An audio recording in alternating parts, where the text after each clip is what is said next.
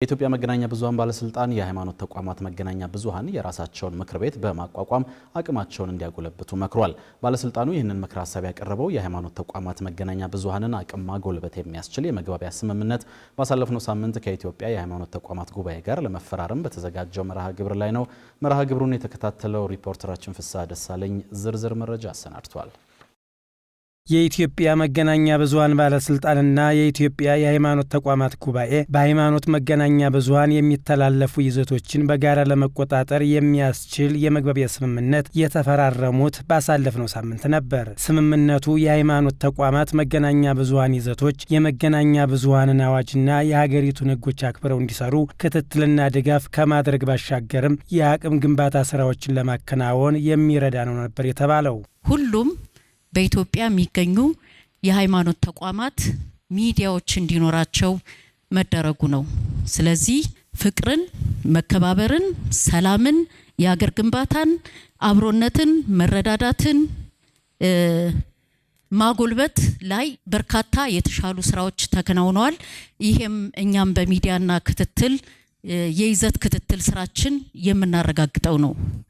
ያም ሆኖ በዚህ ሂደት የጥላቻ ንግግርና ሐሰተኛ መረጃዎችንም ደግሞ እንዲከላከሉም ይጠበቃል። ስለዚህ በዚህ ረገድ እስካሁን በተናጠልና በተበታተነ ሁኔታ የሚሰራ ስራ ሊኖር ቢችልም ከዚህ በኋላ ግን በጋራ ሆነን የምንሰራ ይሆናል ማለት ነው። ባለስልጣኑ ከዚህ ቀደም የሃይማኖት ተቋማት መገናኛ ብዙሃን ላይ ባደረገው የይዘት ክትትል መሰረት ከተቋማቱ ጋር ተወያይቶ መሻሻሎች ቢታዩም አሁንም የሚታዩ ክፍተቶችን በዘላቂነት ለመቅረፍ ስምምነቱ አስፈላጊ ስለመሆኑ ዋና ዳይሬክተሯ ተናግረዋል። ዋና ዳይሬክተሯ የስምምነቱን ዋና ተግባር ሲገልጹም በአንዳንድ የሃይማኖት ተቋማት መገናኛ ብዙሃን አልፎ አልፎ የሚስተዋለውን የጥላቻ ንግግር በተለይም የሃይማኖት አባቶች ትክክል አለመሆኑን እንዲያምኑበትና እንዲገሱም ጭምር የሚያስችል ነው ብለዋል። የይዘት ክትትሉ ሂደትና የሚወሰዱ እርምጃዎችም በሁለቱ ተቋማት እውቅና የሚደረግና ተቋማዊ አሰራር የጎለበተበት ይሆናል ነበር ያሉት። በሃይማኖት ተቋማት ጉባኤ አማካኝነት የእምነት አባቶች አውቀውት የእምነት አባቶች አምነውበት ስተት እንደሆነ ገስጸው አስተምረው መክረው ከዛ በኋላ እነሱና ህዝባችን ደግሞ በ9192 በሚጠቁመን መሰረት ባለስልጣኑ ወደ አስተዳደራዊ እርምጃ ይገባል ማለት ነው። ይሄ የሁሉም እምነት በተያዘበት ሁኔታ እስካሁን በተናጠል የሚደርሱን ጥቆማዎች በርካታ ናቸው። ግን ደግሞ አሁን የተቋሙን ይሁንታ ማግኘት ይጠበቅብናል።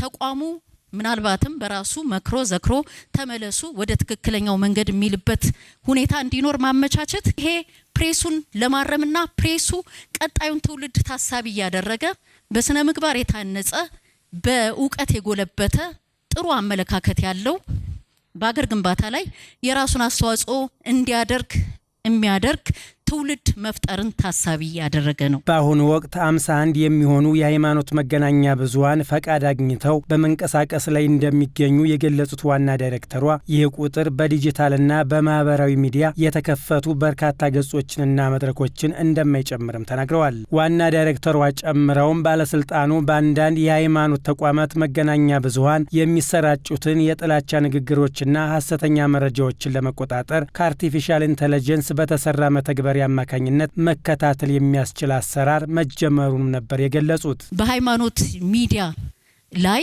የራሱን የሆነ የጥላቻ ንግግር እንዲሁም ደግሞ የሐሰተኛ መረጃ በህዝቦች መካከል ያለውን ፍቅር፣ መከባበር፣ የተለያዩ መልካም እሴቶችን የሚጎዱ መረጃዎችን ማሰራጨት አይችልም ማለት ነው።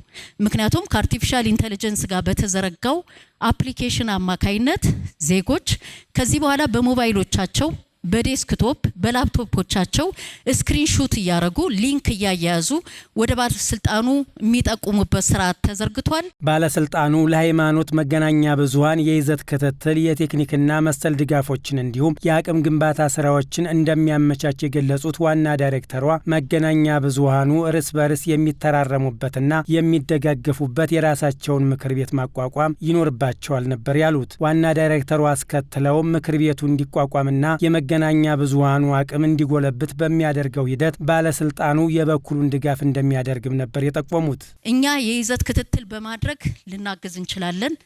ሌሎች አስተዳደራዊ ድጋፎች አስፈላጊ የሆኑ የቴክኒክና የፋይናንስ ድጋፎች አቅም በፈቀደ መልኩ እናደርጋለን። በእናንተ መካከል ያለው የቁጥጥር ስርዓት እንዲጠናከር ግን የራሳችሁ የፕሬስ ካውንስል ማቋቋም ይኖርባቸዋል። ለዚሁም ደግሞ ባለስልጣኑ ከሃይማኖት ተቋማት ጉባኤ ጋር ሆኖ የተቻለውን ድጋፍ ያደርጋል። የኢትዮጵያ የሃይማኖት ተቋማት ጉባኤ ጠቅላይ ጸሐፊ ሊቀ ትጉሃን ቀሲስ ታጋይ ታደለ በበኩላቸው ጉባኤው በተለይም ከሰላም ግንባታ እንዲሁም በዜጎች መካከል ያለውን መልካም ግንኙነት ከማጠናከርና ግጭትን ከመከላከልና ከመፍታት አኳያ በርካታ ስራዎች መሰራታቸውን ገልጸዋል። በቀጣይም የሃይማኖቶች እኩልነትና መከባበር ይበልጥ እንዲጎለብት የሃይማኖት መገናኛ ብዙሃን የአብሮነት እሴቶችን የሚያጎለብቱ ይዘቶች ላይ እንዲሰሩ የሚያስችል አቅም ለመፍጠር ሁለቱ ተቋማት ስምምነት ላይ መድረሳቸውን ነበር የተናገሩት። የመግባቢያ ስምምነቱ ስላካተታቸው ዋና ዋና ጉዳዮችም የጉባኤው ጠቅላይ ጸሐፊ ማብራሪያ ሰጥተዋል።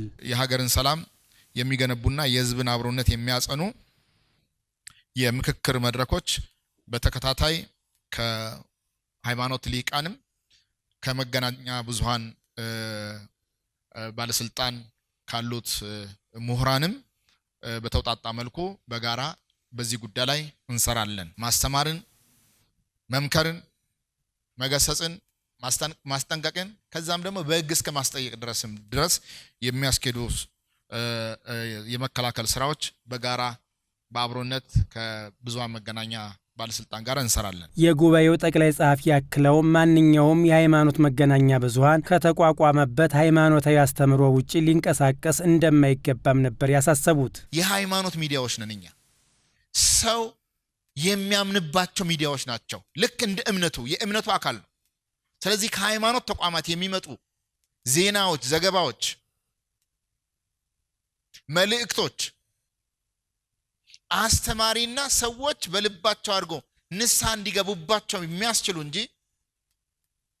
ወደ አላስፈላጊ ጉዞ እንዲጓዙ የሚያመቻቹ ቦይ የሚጠርጉ መሆን የለባቸውም ማለት ነው። የሃይማኖት ተቋማት መገናኛ ብዙሃን በመግባቢያ ስምምነቱ መሰረት በተለይም በትውልድ ግንባታ ላይ ትኩረት አድርገው እንዲሰሩ ይጠበቃል ብለዋል። ይህ መግባቢያ ስምምነት እና የፊርማ ስነ ስርዓት ስናከናውን በተቻለ መጠን በተጨባጭ ከዛሬ ጀምሮ በሰላም ጉዳዮቻችን ላይ ጥረት አድርገው የሚሰሩ ትውልድ ግንባታ ላይ ትኩረት አድርገው የሚሰሩ እርስ በርስ ከሚያነካክሱን፣ ከሚያሰዳድቡን፣ ድንበር ከሚያዛልሉን ጉዳዮቻችንን የሚያላቅቁንን ሚዲያዎችን እንፈጥራለን፣ ለመፍጠርም ጭምር ነው እና ይህንን ታሳቢ አድርጋችሁ ከዛሬ ጀምሮ በቁርጠኝነት እንድትሰሩ በራሴና በኢትዮጵያ ሃይማኖት ተቋማት ጉባኤ ስም ላሳስብ ወዳለው። በመድረኩ ይሄው የመግባቢያ ስምምነት በስነ ምግባር የታነጸ ትውልድ ለመፍጠር ታስቦ የተዘጋጀ በመሆኑ ለተግባራዊነቱ የሃይማኖት ተቋማት የመገናኛ ብዙሃን ባለቤቶች፣ ባለሙያዎችና መላው ማህበረሰብ በጋራ እንዲሰራ ጥሪ ቀርቧል።